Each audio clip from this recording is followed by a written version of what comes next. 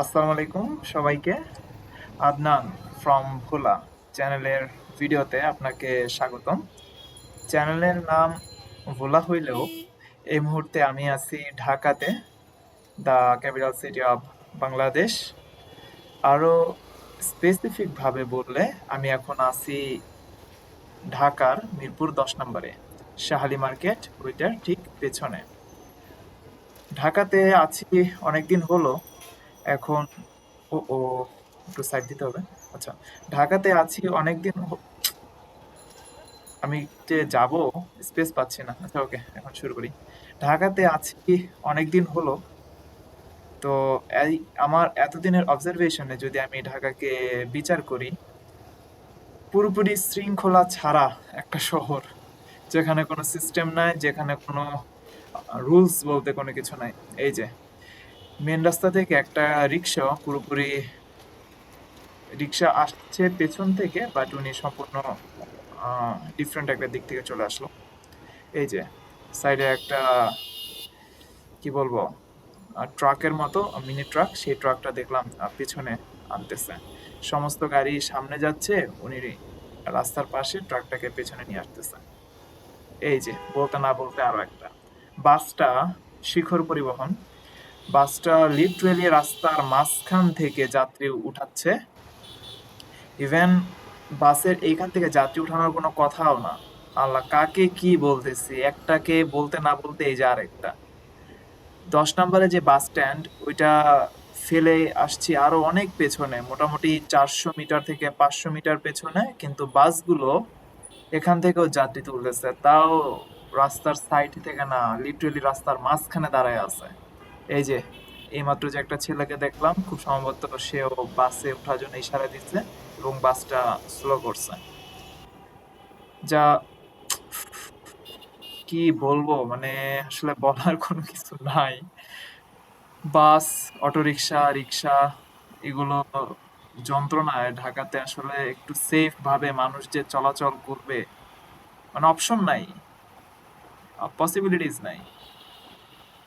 দেখেন, এই যে রিক্সা চলাচলের জন্য রাস্তার সবচাইতে বাম সাইডের যে লেন ওইটা, এই যে আরেকজন।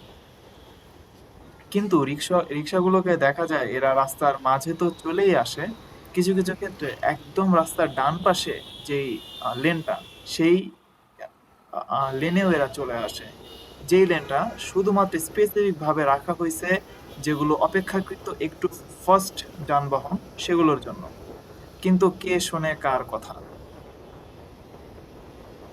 আসলে ঢাকার, যদি আপনি অনিয়মের কথা বলেন, শেষ হবার মতো না। প্রচুর প্রচুর, আপনি ডানে বামে যেদিকে দেখবেন, কেউ যে সিস্টেম ফলো করে চলতেছে বা কেউ যে রুলস কেয়ার করে চলতেছে, ব্যাপারটা একেবারেই না।